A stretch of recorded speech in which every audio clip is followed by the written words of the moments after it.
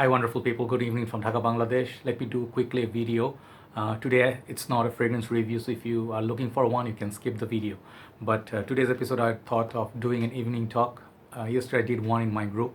I want to discuss three ongoing sort of I picked up from different groups. I see discussions and people asking questions. So I basically picked up 3 points that people frequently asked. And these three matters actually becoming sort of like very hot topic of discussion. So fragrance game, we have a lot of other matters apart from what's being released, what you use. Also, there are matters like these three matters. So today's topics are going to be like three topics I'm going to discuss, and I'm going to discuss some of the perhaps answers you're looking for. Okay, first topic would be, is niche prices worth it? Okay, niche fragrances prices worth it? And second point would be longevity and projection. Does it matter, or blend does when it comes to expensive perfumes? And third is lack of original releases. That is more about the industry I want to talk about. So before I start, I have my scent of the evening is Black Orchid after a long time. Kind of like woke up late, busy day. So this is my older bottle, and back there is like the other two Tom Fords. That is my newer Black Orchid. They're the same bottle, but I really love this fragrance. This is one of the best Tom Fords I ever sniffed. Okay. So let's start discussion, because there's an ongoing game in World Cup, India versus Afghanistan. Looks like a promising game. First one is, I saw someone posting, are niche prices worth it? Because niche fragrances on most part are very expensive. If you talk about the most niche, like by Kilian, Xerjoff, Creed, Amouage, they all come with hefty price tag. So people always ask, there are two groups. First group is asking, they're asking like, isn't it like longevity and projection is a must when you pay a lot of money for a fragrance? Isn't it a must that a fragrance performs? And then other group, they're saying like kind of like mockery. I always find this group to be ultra niche and ultra I don't know, arrogant, sort of like they make fun of these other people. Longevity and projection, when I hear these words, they give me headache and stuff. So there are two kind of people, but we have to respect everybody, even if you are doing it right or wrong. Everybody's matter. They're like, everybody's opinion is like matters. So first thing I would say is, niche fragrances. What are niche fragrances? To me, niche is not something that is determined by the house or the price tag. Honestly speaking, after going for 5 years with fragrances, I do not have so many niche. I have mostly designer, as you can see always my collection or my reviews. I do not have bulk of niche. I'm not rich, so I am somewhere a collector. I have addiction for fragrances, but I mostly am designer dude. But I respect everything. Anything that smells good and that makes sense to me, that's what I buy. So niche, what I really feel, niche has to be niche quality, top level, next level. And niche something is like, it makes you evoke the feeling of, like, say you are talking about oranges and you really can imagine an orange. So even in the designer realm, you can find a lot of realistic orange smells. So we call those niche level juice.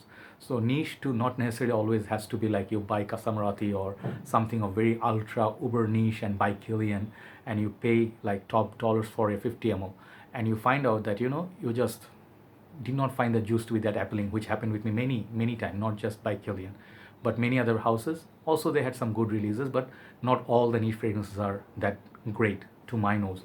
So also, it's the personal perception. Okay, what are you looking for? Maybe sometimes you're looking for something aquatic, something more easygoing, something simplistic, but some people are looking for, other group, they're looking for complexity, darkness, something that is skanky, yet in their world, that's something like precious. So you're looking for Aris Ladore, or something much more like Coffee Luwak. Those I reviewed. I got a chance thanks to my brother.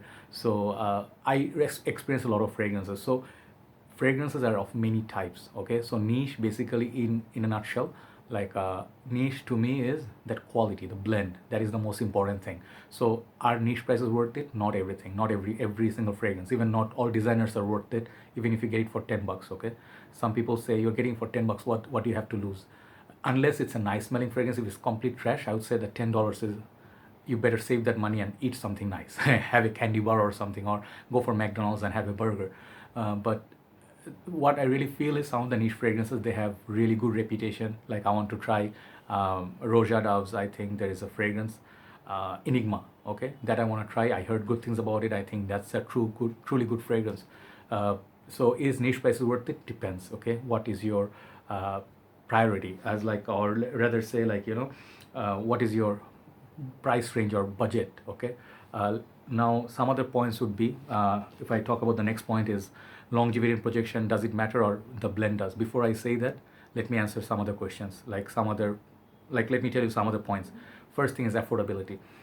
Everybody has different budget. Okay, in the world, if you see, the very little amount of money is owned by the, now say the majority amount of wealth. What am I saying today? I'm a little bit tired. Okay, the bulk of the wealth is owned by very tiny amount of people in the world. So they're the most influential, most strongest in terms of wealth. They have huge bank balance and stuff. So if you talk about rich people, like who are above even middle class, upper middle class, they have no worry about money inflow. So these people, they have nice cars, they have nice flats, they have multiple properties, and they have business. So for them, perfumes are very small investment. Even if you talk about the most expensive perfumes, to them it's like a very small matter. They can just literally carry that sort of money in their wallet. They can just give the credit card and buy it. So to them, affordability means like nothing. Okay, they can afford anything, and they can just try any perfume they want. So versus the other side of the people who are mostly looking for budget friendly, practical, like bang for buck. you know I fall into that category, most of us, and we're looking for something within $50 budget. Just give the amount more or less. So most people would buy a fragrance within $100 in the world. Some people who have the taste, develop the taste, they would rather buy a small decant of Aventus over a full bottle of Club de Intense Man. So it all comes down to your priority, and let's say affordability, preference, and then like, let's say, are you looking to buy a fragrance because you want to get it for practical purpose, like you're going to use it a lot, heavy, everyday work, everyday usage, and you're going to be reaching for it every day, and you're going to finish the bottle within a year or so. So that's sort of like a practical fragrance. It covers most of your performance, smell, longevity, projection, gives you compliments all in one package. Or you're going to go for compliments only, like let's say you get a fragrance, you wear a fragrance just for compliments. You want to get as much compliments as possible. You get La Nuit de l'Homme, so ladies who love you, they give you compliments. Or you're going to go for social acceptance. You buy a fragrance brand, niche brands, just to get socially acceptable. Just post it in the group, you showcase your whole collection, like all your upper niche collection, and you have no designer, and you say like designers are cheap and trash, and niche is the way to go. You can go that way. These are some of the examples of people. Then the last one is fanboy. Like fanboys are not the ones who wants to be socially accepted. Fanboys are true like fanboys.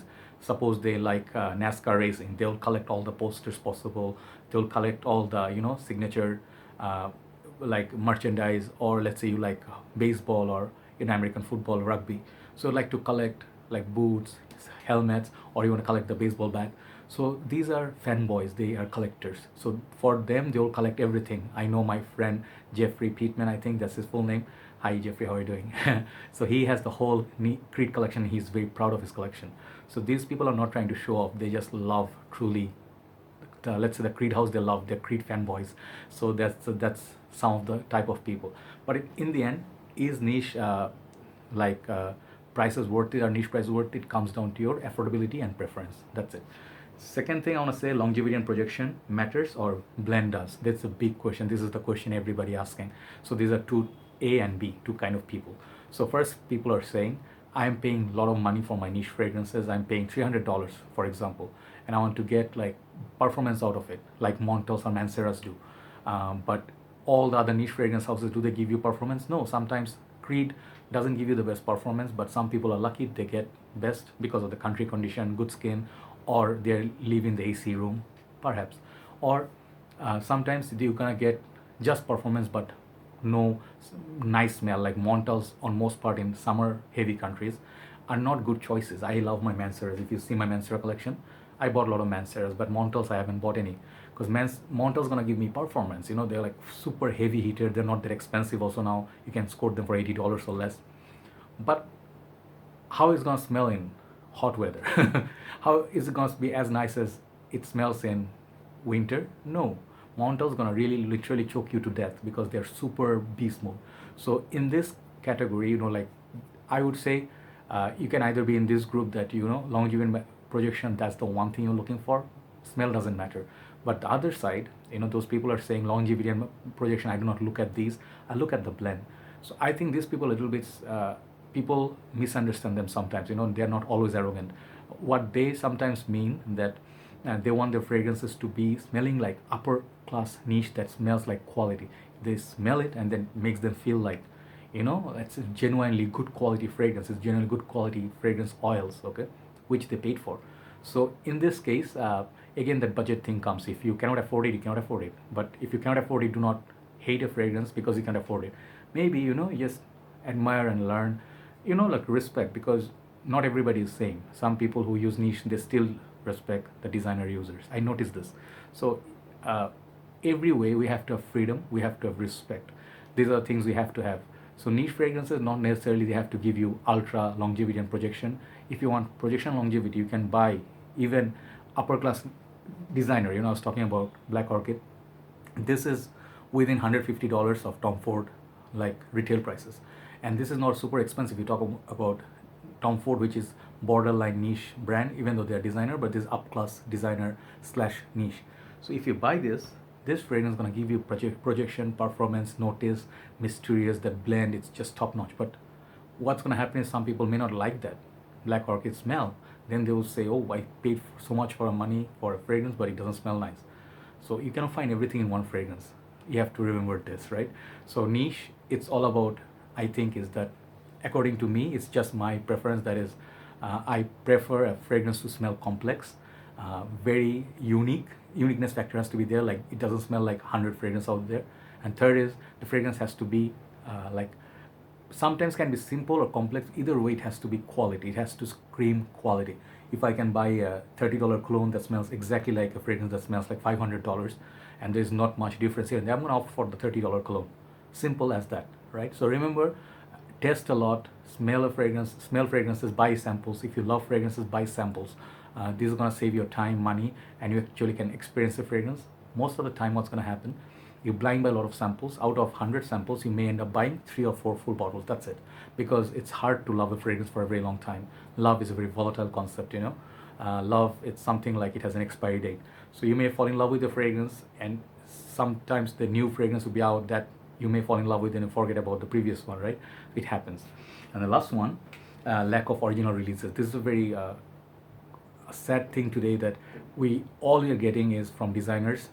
Let's talk about designers mostly. Niche also are doing it because they are just doing from, let's say, Nearly Portofino from Tom Ford, and they're releasing a lot of summer or like a lot of these aqua releases, which is just watered down version. Sometimes they're good, sometimes they're not. So I'm not talking about how good or bad they are, but when you see a new fragrance, totally brand new release, let's say Dior at this moment, they're releasing Dior Sauvage EDP, right? Eau Sauvage or Eau Sauvage Parfum or Cologne or Summer, whatever. Then Fahrenheit, and then they have their flankers. So what's new that's being released? There's nothing we can look forward to. Like brand new release means it's going to be entirely new fragrance, new trend. And that actually piques interest for people. For me, at least, I look forward to something new. That's why I see house like Yop, they release, wow, it excites me. Maybe it's not everybody's cup of tea, but they're at least releasing something new. So I guess they try to save money and make more money because they're big companies, they're selling a lot. If people are buying it, why work hard, right? And you see Alberto Morias, he'll be releasing fragrance from all over, different brands, all same freshies. It's either Acqua di Gio, Bleu de Chanel, or Dior Sauvage, or Prada L'Homme, or maybe Fierce. This 5 simple DNA and then twist here and there, and that's it, little bit twist here and there. Perhaps we could use some fragrances that are original. Like I'll show you one last example. That is Lalique Ombre Noir. What a beautiful quality fragrance. Like prices are not that expensive, and you smell it. It smells like, man, it smells like, not smells like, it is niche quality juice. Lalique, I think, is designer or niche, I don't know, but if you see this kind of quality, definitely there's something to be excited about, right? So that's today's topic. Hopefully it helped you and you enjoyed the talk, and it gave you some sort of insight regarding this matter of whole niche, and should I pay that money or should I not, or what to expect. I just want to discuss it. Take care, guys. I'll go back to the game. Good night from Dhaka, Bangladesh. Bye bye.